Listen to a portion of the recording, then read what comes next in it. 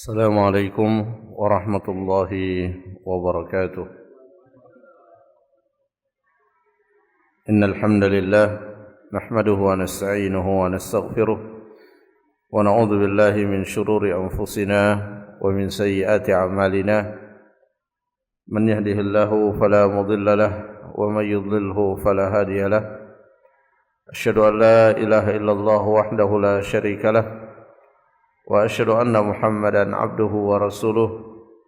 اللهم صل على محمد وعلى آله وصحابته ومن سار على نهجه واهتدى بهديه واستنى بسنته إلى يوم القيامة. يا أيها الذين آمنوا اتقوا الله حق تقاته ولا تموتن إلا وأنتم مسلمون. اللهم علمنا بما ينفعنا وانفعنا بما علمتنا وزدنا علما وتوفيقا والحقنا بالصالحين. أما بعد، معاشر المسلمين jamaah salat subuh rahimani wa rahimakumullah. Alhamdulillah, pada kesempatan ini kita kembali meneruskan majelis ilmu kita pada penjelasan kitab Taisirul Karimir Rahman fi tafsir Kalamil Mannan. Dan alhamdulillah, pada pertemuan yang sebelumnya kita telah menyelesaikan penjelasan ayat-ayat yang menceritakan tentang Nabiullah Ibrahim alaihissalam dengan para tamunya dari kalangan malaikat, yang mana para malaikat tersebut diutus oleh Allah Subhanahu wa taala untuk mengazab kaum Nabi Lut yang telah melakukan beraneka ragam kemungkaran.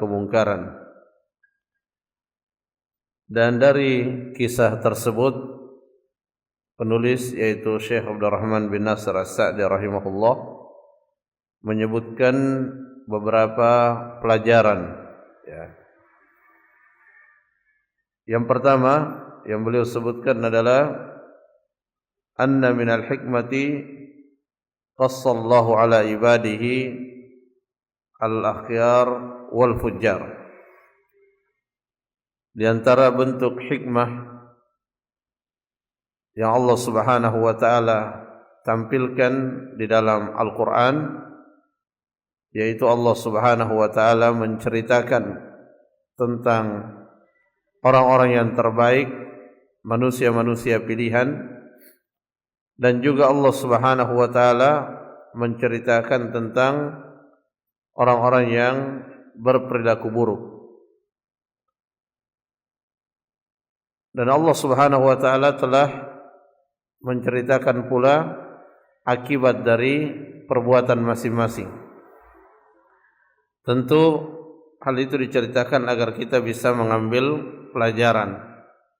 Ketika Allah Subhanahu wa taala menceritakan tentang para pelaku kebaikan, para pelopor kebaikan, maka tujuannya adalah agar kita bisa mengikutinya, bisa meneladaninya. Sebaliknya, ketika Allah Subhanahu wa taala menceritakan tentang para pelaku keburukan, maka tujuannya agar kita bisa menjauhinya. Dan inilah yang pernah disampaikan oleh Umar bin Al-Khattab, bahwa ketika seseorang ingin meraih keistiqomahan, kesalehan, maka dia tidak cukup dengan mengenali jalan-jalan kebaikan, tetapi ia juga butuh mengenali jalan-jalan keburukan. Beliau mengatakan, innama tanqudu ural islami urwatan urwah idza nasha'a fil islami man la ya'riful jahiliyah. Sesungguhnya tali simpul Islam itu akan terlepas satu demi satu ketika tumbuh satu generasi yang tidak mengerti kejahiliaan. Karenanya para sahabat Nabi sallallahu alaihi wasallam, mereka bertanya kepada Nabi bukan hanya kebaikan-kebaikan, tetapi mereka juga bertanya tentang keburukan-keburukan. Tujuannya tentu bukan untuk dilaksanakan, bukan untuk diamalkan, tapi keburukan itu dikenali agar bisa dijauhi. Dan itulah yang kita jumpai di dalam Al-Quran. Selain diceritakan tentang para nabi, tentang orang-orang saleh, di sana juga diceritakan tentang para pelaku-pelaku keburukan dan akhir dari perjalanan mereka, di mana mereka diazab oleh Allah Subhanahu wa taala. Kemudian dari kisah itu juga fihi fadilatu Ibrahim al-Khalil alaihi salatu wassalam. Di dalam kisah tentang Nabiullah Ibrahim, ya, menjelaskan keutamaan dari Nabiullah Ibrahim alaihi salam, di mana Allah Subhanahu wa taala memberikan perhatian yang khusus pada kisah perjalanan Nabiullah Ibrahim. Ada beberapa kisah yang diangkat di dalam Al-Quran, ya, kisah berkaitan dengan beliau dan para tamunya, kisah dialog dengan ayahnya, kisah dialog dengan raja zalim pada zamannya yaitu Namrud, kisah bersama dengan putranya Ismail, dan banyak lagi kisah-kisah yang diangkat oleh Allah Subhanahu wa taala berkaitan tentang Nabiullah Ibrahim, karena di dalamnya terdapat banyak pelajaran, dan itu menunjukkan keutamaan Nabiullah Ibrahim alaihi salam, ya, di mana beliau dikenal dengan Abul Anbiya, ya, beliau adalah bapaknya para nabi. Jadi nabi-nabi yang muncul setelah beliau itu adalah keturunan yang berasal dari Nabiullah Ibrahim alaihi salam, baik dari jalur Ishaq, Yaqub, ataupun dari jalur Nabiullah Ismail alaihi wassalam. Kemudian pelajaran yang lain dari kisah tentang Nabiullah Ibrahim dengan para tamunya yaitu masyru'iyatud dhiyafah, ya, disyariatkannya memberikan layanan kepada tamu. Jadi bagi umat Islam, bagi kaum muslimin, melayani tamu itu bukan hanya sebatas penghormatan kepada tamu, tapi dia adalah bagian dari menjalankan syariat Islam, menjalankan agama. Dan inilah yang harus menjadi niat kita di saat kedatangan tamu. Jadi saat kita kedatangan tamu, kita melihat bahwa kedatangan tamu tersebut adalah kesempatan untuk melaksanakan salah satu syariat di dalam agama kita, yaitu melayani tamu. Dan umumnya yang dimaksud dengan tamu atau dhaif itu adalah yang datang dari tempat yang jauh, datang dari tempat yang jauh, melakukan perjalanan, kemudian singgah di rumah kita. Maka itu adalah tamu yang di dalam banyak hadis Nabi sallallahu alaihi wasallam kita diperintahkan untuk memuliakan mereka. Ya, bahkan Nabi sallallahu alaihi wasallam menjadikan layanan kita kepada tamu, pemuliaan kita kepada tamu sebagai salah satu tanda iman kepada Allah dan hari akhir. Wa annaha min sunan Ibrahim al-Khalil. Ya, jadi bahwasanya melayani tamu, memuliakan tamu ini merupakan salah satu sunnah dari Nabiullah Ibrahim alaihi salam, dan sunnah ini diperintahkan untuk dilaksanakan oleh umat Nabi Muhammad sallallahu alaihi wasallam. Yang berikutnya, an-nadhaifa yukramu bi anwa'il ikram. Ya, bahwasanya seorang tamu itu dimuliakan dengan berbagai macam bentuk pemuliaan, baik itu dengan ucapan, demikian pula dengan perbuatan. Inilah yang patut untuk kita perhatikan di saat kita kedatangan tamu. Kita jaga etika berkomunikasi kita secara lisan, dan juga kita memberikan layanan yang terbaik. Lianna Allah wasafa adhiyafa Ibrahim bi annahum mukramun. Di mana di dalam ayat yang telah kita sampaikan sebelumnya, Allah Subhanahu wa taala mensifati tamunya Nabi Ibrahim dengan mukramun, orang yang dimuliakan. Dimuliakan oleh Nabiullah Ibrahim alaihi salam. Kemudian pelajaran yang berikutnya, anna Ibrahim alaihi salam qad kana baituhu ma'wal lit-tariqin wal adiyaf. Di dalam kisah ini juga terjelaskan secara tersirat bahwa rumah Nabi Ibrahim ini memang merupakan tempat yang dituju oleh orang-orang yang sedang dalam perjalanan. Ketika mereka tidak memiliki tempat untuk beristirahat, tidak memiliki tempat untuk berteduh, maka rumah Nabi Ibrahim ini menjadi salah satu alamat yang mereka tuju. Jadi di sini tamunya Nabi Ibrahim itu bukan temannya, bukan kerabatnya, bukan orang yang dikenal sebelumnya oleh Nabiullah Ibrahim. Jadi kita bisa melihat betapa mulianya hati Nabiullah Ibrahim alaihissalam. Kedatangan seseorang atau beberapa orang yang beliau tidak mengenalinya, tetapi hal itu tidak menghalangi bagi Nabiullah Ibrahim untuk memberikan pelayanan yang maksimal. Jadi ini adalah pelajaran yang sangat penting bahwa yang dimaksud dengan tamu itu bukan hanya orang-orang yang kita kenal atau kerabat yang datang ke rumah kita, tapi orang yang tidak kita kenal, apalagi kalau mereka adalah seorang musafir, orang yang sedang melakukan perjalanan, kehabisan bekal, maka tentu memiliki hak yang sangat besar untuk diberikan layanan.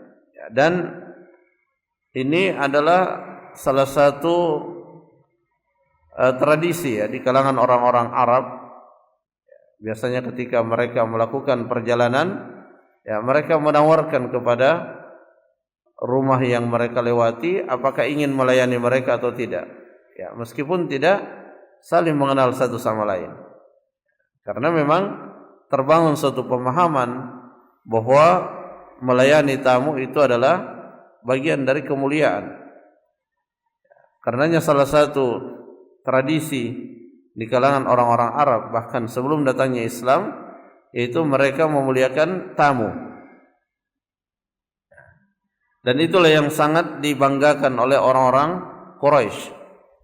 Sampai-sampai mereka merasa lebih baik dari sahabat-sahabat Nabi yang telah masuk Islam. Kenapa? Karena mereka merasa telah melakukan hal yang sangat baik, yaitu memuliakan tamu.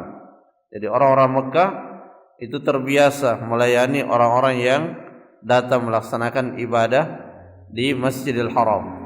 Terlepas ibadah yang mereka lakukan itu telah tercampuri dengan kesyirikan, tetapi ada satu kebaikan yang masih mereka pertahankan, yaitu melayani tamu, memberikan makan, memberikan minum.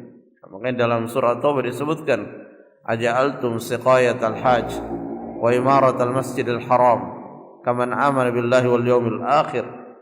Apakah kalian menganggap bahwa sekedar memuliakan tamu, memberi makan, memberi minum kepada orang yang datang ke Masjidil Haram itu sudah sama dengan orang-orang yang beriman kepada Allah dan hari akhir. Artinya ada kebaikan yang tersisa di kalangan mereka.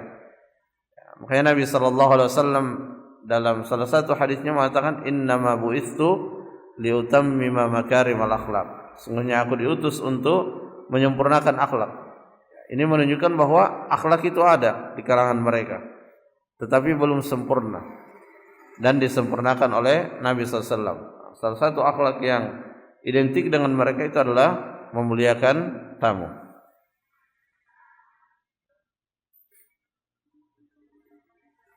Berikutnya, masyru'iyatu ta'arrufu man jaa'a ila al-insan aw sara lahu fihi nau'u ittisal.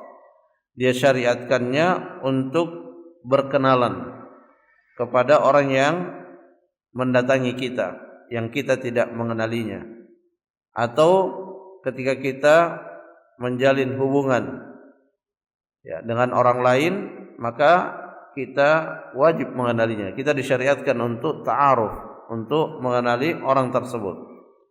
Ya, sebagaimana Nabiullah Ibrahim alaihissalam, beliau bertanya, fama khatbukum ayyuhal mursalun. Ya, apa misi, apa tujuan kalian datang?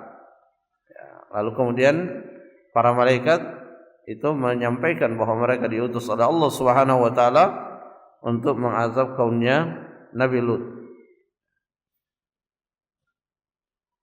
Kemudian di dalam ayat-ayat yang kita sampaikan berkaitan dengan Nabiullah Ibrahim alaihissalam saat melayani tamunya, di sana juga tergambar adab yang sangat tinggi yang ditampakkan oleh Nabiullah Ibrahim alaihissalam, terutama dalam hal berkomunikasi melalui kata-kata yang beliau sampaikan, cara beliau bertanya, cara beliau berbicara, maka terlihat di sana adab yang sangat mulia yang ditunjukkan oleh Nabiullah Ibrahim alaihissalam. Jadi terkadang di dalam kita berbahasa, berkomunikasi dengan orang lain, ada kata-kata yang secara makna sama, tetapi dari sisi etikanya, dari sisi sopan santunnya kadang berbeda ya, sehingga kita dituntut untuk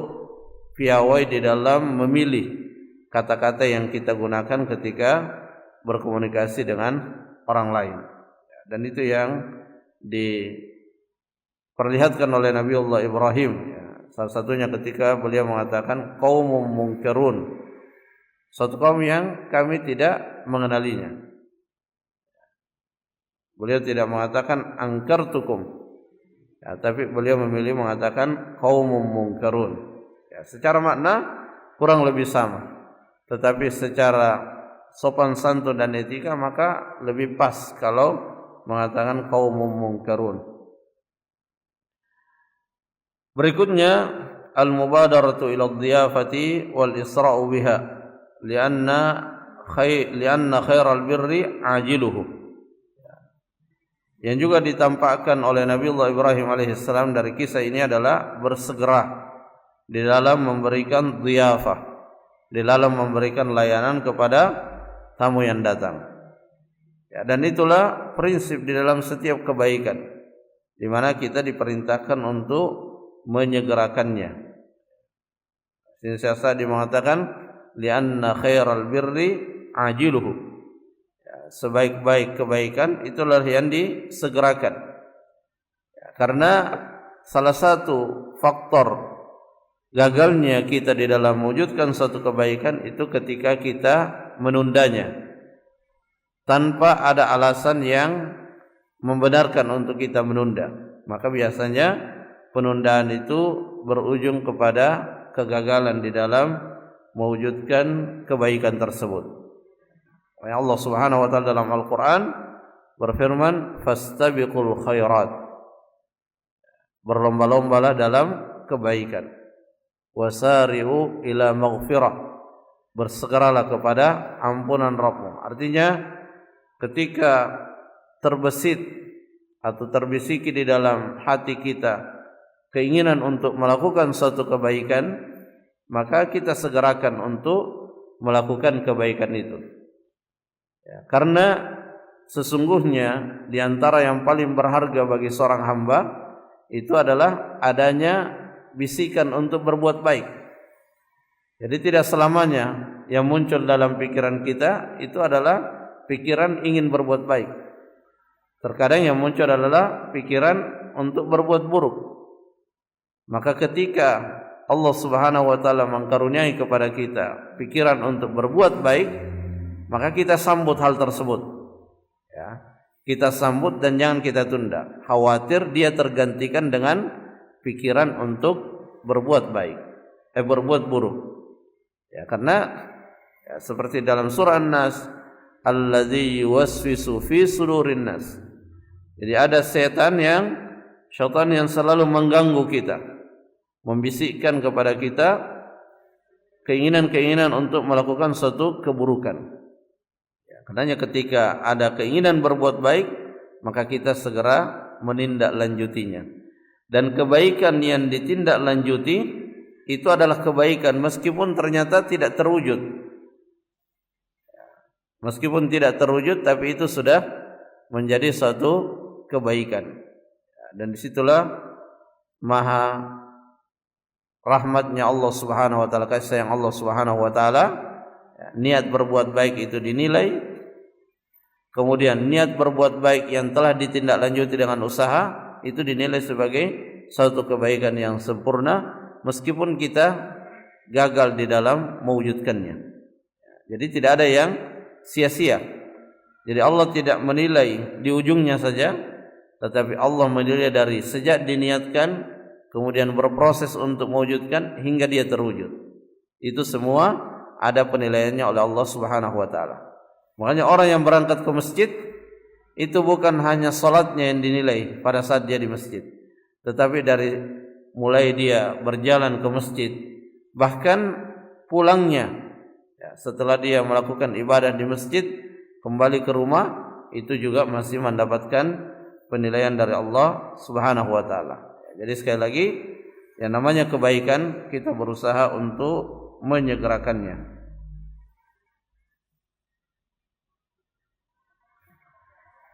Kemudian pelajaran yang berikutnya, anna adh-dhabihata al-hadirata allati qad u'iddat li ghairi adh-dhaif al-hadir idza ju'ilat lahu laysa fiha aqallu ihanatin bal dzalika min al-ikram kama fa'ala Ibrahim alaihi salatu wassalam wa akhbara Allah anna dhaifahu mukramun. Jadi ketika seseorang punya sembelihan atau punya hewan yang disiapkan untuk keperluan yang lain, tetapi karena ada tamu maka itu diberikan kepada tamu, maka ini adalah bentuk pemuliaan yang sangat luar biasa, dan itulah yang dilakukan oleh Nabiullah Ibrahim alaihi salam. Kemudian yang berikutnya, ma manallahu bihi ala khalilihi Ibrahim min al-karamil katsir wa kaunu dzalika hadiran ladaihi fi baitihi muiddan la yahtaju illa an ya'ti bihi min as-suqi wal jiran wa ghairi dzalik. Di sini Allah Subhanahu wa taala juga memberikan suatu kenikmatan kepada Nabiullah Ibrahim alaihi salam, di mana beliau memiliki sifat al-karam, ya, memiliki sifat dermawan, di mana hal-hal yang berkaitan dengan terwujudnya pemuliaan terhadap tamu itu sudah tersiapkan di rumahnya. Jadi ketika ada tamu dia tidak perlu kesana kemari kerepotan, dan itu juga tidak berlebih-lebihan, ya, berlebih-lebihan merepotkan diri secara berlebihan itu juga tidak disyariatkan. Ya. Tetapi yang dilakukan oleh Nabiullah Ibrahim adalah menyiapkan. Sejak awal sudah dia siapkan. Sekiranya ada tamu maka sudah siap apa yang harus dia lakukan untuk memuliakannya. Dan ketika misalnya seseorang ya, membeli beberapa perlengkapan atau bahan makanan, dan dia niatkan saat membelinya untuk memuliakan tamu, jika sekiranya ada tamu yang datang ke rumahnya, maka aktivitas jual beli yang dia lakukan itu bukan hanya pada ranah yang mubah, tetapi itu bagian dari kebaikan, bagian dari amalan yang mendapatkan pahala. Ya, karena setiap amalan yang mubah, ketika kita melakukannya dengan niat untuk dijadikan sebagai wasilah di dalam mewujudkan suatu ketaatan kepada Allah Subhanahu wa taala, maka amalan yang mubah itu berubah menjadi amalan yang mendatangkan pahala. Kemudian yang berikutnya, anna Ibrahim huwa alladhi khadama adhiyafahu wa huwa khalilur rahman wa sayyid man dhayyafa ad-dhaifan. Jadi Nabiullah Ibrahim alaihissalam ketika tamunya datang, beliau langsung yang memberikan layanan. Dia tidak menyuruh anaknya, dia tidak menyuruh pembantunya atau siapapun, tetapi dia yang terjun secara langsung memberikan layanan. Padahal beliau adalah Khalilullah, beliau adalah seorang nabi. Beliau melekat pada dirinya predikat-predikat kebaikan, atribut kebaikan. Tetapi hal itu tidak menghalangi baginya untuk melayani tamunya. Dan ini adalah akhlak yang sangat mulia. Artinya tidak membuat dia gengsi dengan sederet keistimewaan yang ada pada dirinya untuk melayani tamu. Karena tadi prinsipnya bahwa melayani tamu itu adalah bagian dari kehormatan, bagian dari kemuliaan, dan lebih daripada itu bagian dari perintah syariat yang dengannya kita mendekatkan diri kita kepada Allah Subhanahu wa taala. Jadi diri kita dekat kepada Allah itu tidak hanya pada hal-hal yang berkaitan dengan ibadah mahdhah, tetapi pada semua yang Allah perintahkan. Ketika yang diperintahkan itu kita niatkan murni untuk menjalankan perintah Allah, maka itu bisa menjadi faktor yang mendekatkan diri kita kepada Allah Subhanahu wa taala. Memuliakan tamu perintah, maka kita laksanakan perintah itu tujuannya untuk semakin dekat kepada Allah. Semakin dekat kita kepada Allah, maka semakin banyak hidayah yang akan kita dapatkan, sehingga kita semakin termudahkan di dalam melakukan kebaikan-kebaikan yang lain. Karena satu kebaikan itu mengundang datangnya kebaikan yang lain. Jamaah rahimakumullah, itu beberapa yang bisa kita jelaskan. Semoga bermanfaat. Wallahu ta'ala a'lam bissawab. Subhanakallahumma rabbana wa bihamdik, asyhadu an la ilaha illa anta, astaghfiruka wa atubu ilaik. Assalamualaikum warahmatullahi wabarakatuh.